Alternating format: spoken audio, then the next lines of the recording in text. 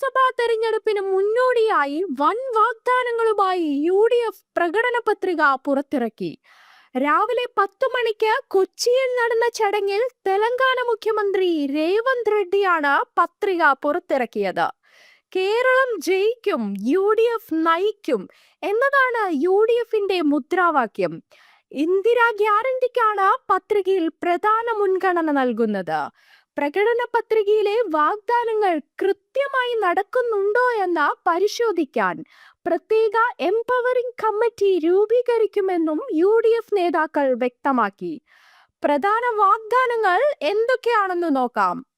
സ്ത്രീകൾക്ക് KSRTC ബസ്സുകളിൽ സൗജന്യ യാത്ര, കോളേജ് വിദ്യാർത്ഥിനികൾക്ക് 1000 രൂപ പ്രതിമാസ ധനസഹായം, ക്ഷേമ പെൻഷനുകൾ 3000 രൂപയായി വർദ്ധിപ്പിക്കും, എല്ലാ കുടുംബങ്ങൾക്കും 25 ലക്ഷം രൂപ വരെ സൗജന്യ ഉമ്മൻചാണ്ടി ആരോഗ്യ ഇൻഷുറൻസ്, യുവജനങ്ങൾക്ക് ബിസിനസ് ആരംഭിക്കുന്നതിന് 5 ലക്ഷം രൂപ പലിശരഹിത വായ്പ, മുതിർന്ന പൗരന്മാരുടെ ക്ഷേമത്തിനായി പ്രത്യേക വകുപ്പ്, മിഷൻ സമുദ്ര വ്യോമയാന വികസനം, MSME സംരംഭങ്ങൾ, job watch tower, Wayanad tribal university എന്നിവ സ്വപ്ന പദ്ധതികൾ.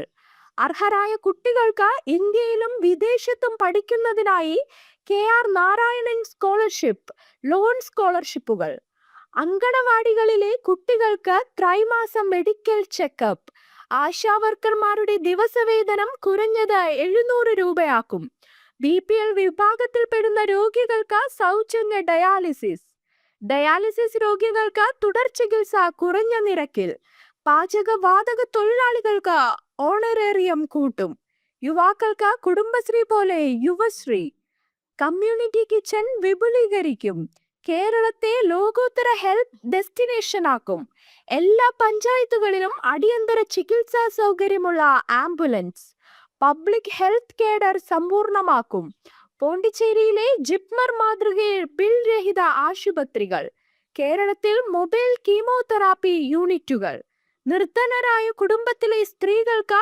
സൗജന്യ mammogram, online taxi customer care 24x7 ആക്കും, സർക്കാർ ആശുപത്രികളിൽ രോഗികൾ നിലത്തു കിടക്കേണ്ട അവസ്ഥയുണ്ടാകില്ല, രോഗികൾക്ക് ബെഡ് അവകാശമാക്കും.